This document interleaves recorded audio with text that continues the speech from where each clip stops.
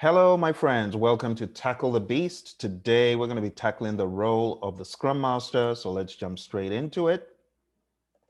And here on the screen, you can see we have different things that the Scrum Master does.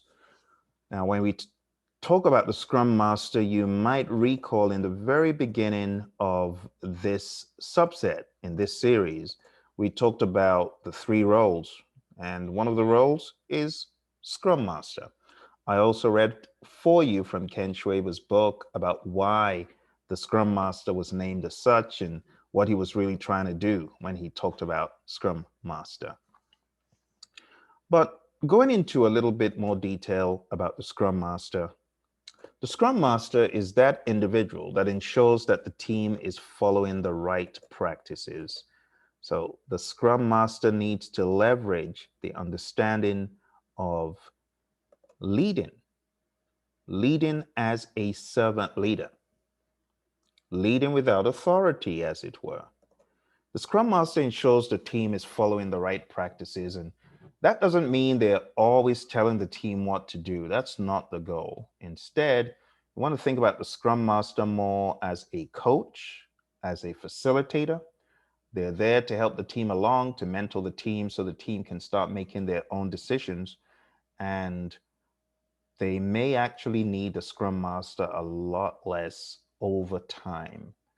And over time, their practices in the team become habits. And that's where you want to get the team to. You want to get them to the point where the Scrum Master may actually work herself or himself out of a job. Now, the Scrum Master shouldn't be there all the time. The team should be able to do certain things themselves. Contrary to what a lot of people think, they think, oh, the Scrum Master is a person who helps the team do this, that, and the other. While there's a lot of things the Scrum Master helps the team with, they are not mandated to do it. So what you might see over time is that the Scrum Master is less necessary on the team and can start backing away and work with other teams. The general recommendation is that when the team is new and the Scrum Master is brand new, then you should have a one-to-one relationship.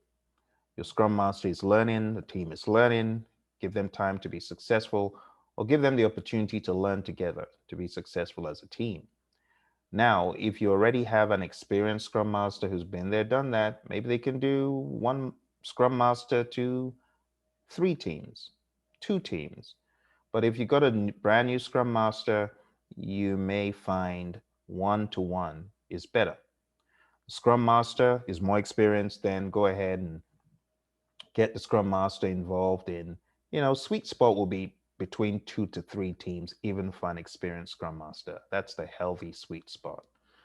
Now, if you do more than that, I feel sorry for the Scrum Master. You're spreading them way too thin.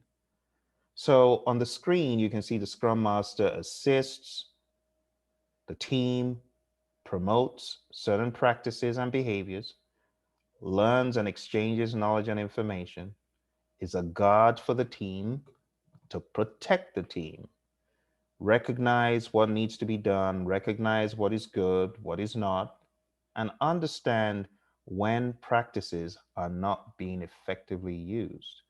So the Scrum Master must be all over the recognizing of good practice, not so good practice, where there's opportunities for improvement. For example, and the Scrum Master must, of course, support the team. Now, these are just thoughts about what the Scrum Master could do at any point in time. On certain teams, you may find the Scrum Master's role being more of support. On some teams, you might find it more of guiding the team, so on and so forth. Another thing that we can talk about in the area of guiding the team is the area of impediments. Now, Scrum Masters may not be able to remove every impediment. However, Scrum Masters are meant to understand how to use their network, the network of influence.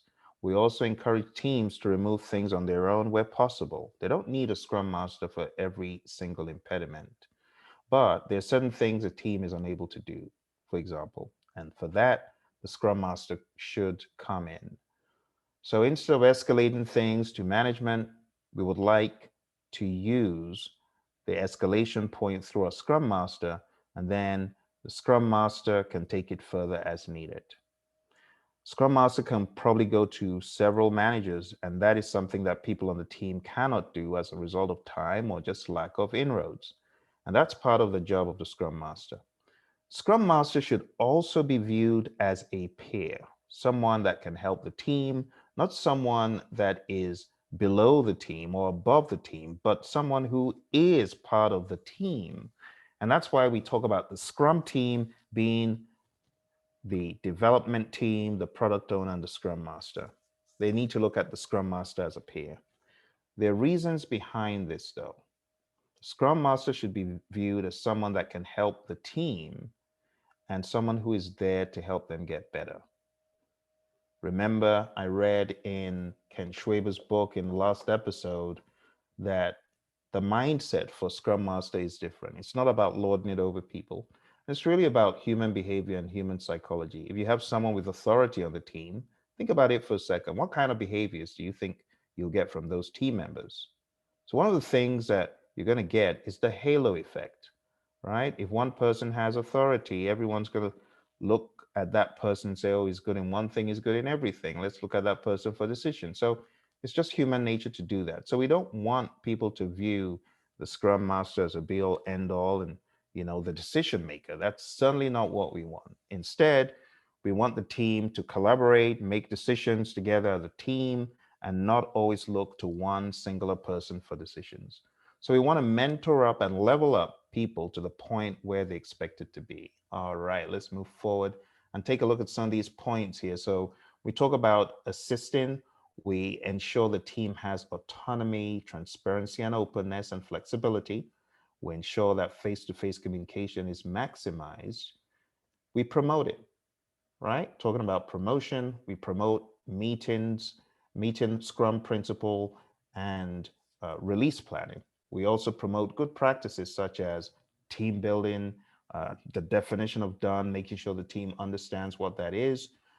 Regarding learning and exchange, we understand the concept of a skills marketplace where the team can learn in an autonomous fashion. The team knows what the team needs to learn, and the team can help the team get there. So we could see an agile trainer as being that same person that we call the Scrum Master. In some cases, there's going to be a Scrum Master that can double as an agile trainer, train the team in concepts, practices that will help. The team should also be exchanging experience and feedback, and so should the Scrum Master, like I said previously, and supporting the team in monitoring metrics. The Scrum Master helps mediate and solve conflicts, helps the team get rid of hindrances, shields the team from outside obstacles. The Scrum Master should recognize the team's hard work, take pride in good work, celebrate success, and monitor and track what is happening, support the team. So, burn down charts, status boards. This is typically said to be, oh, it's something Scrum Masters do. But no, the team can get to the point where they are efficient with it. But if the team asks the Scrum Master to help in these, it's all good. Scrum Master can do that as well. Scrum Master could also help in management reporting, performance feedback, and process improvement, and also maintaining the Scrum tool, Jira, whatever they're working on. The Scrum Master could do that. Okay. In closing, I do want to stress that the Scrum Master, again, is not the leader or the head of the group. It's not the one person we're going to go to ask for decisions. So I guess in some organizations, it is a traditional thing where they look at one person as being the guru or look at that person, oh, that's the project manager. But no, that is not how we need to see the Scrum Master. I really want to emphasize that, especially for those of you who are new. All right. So we expect the team to be self-organizing, self-managing, accountable. Don't forget about being accountable and taking ownership of work, taking responsibility for what they're doing. So the need for management is going to be less and less. And Scrum Master is not there as a watchdog, not there as a someone to dangle carrots or beat over the head with a stick. No, no, no. Those are all poor lower level ideas, and it's more of a coaching role. All right. So Scrum Master is there to help figure out and less tell people what to do, to help people as a facilitator rather than as someone pointing to do that, do that, do that. And if you're a Scrum Master and doing that, then you need to back away from it. All right. So that's the concept of the Scrum Master, and those are some of the roles. In our future episodes, we will talk a little bit more about the team. I know in one of our early episodes, we talked about the product owner. So next, we'll probably tackle the team. All right. For those of you taking the test, don't forget, read your Agile practice guide. If you're looking for training, go on down to Praizion.com. Plethora of training options there, audio, books, all sorts of things. All right. So go on down there, check out what we've got, and I'll see you on our next episode. All the best. Bye for now.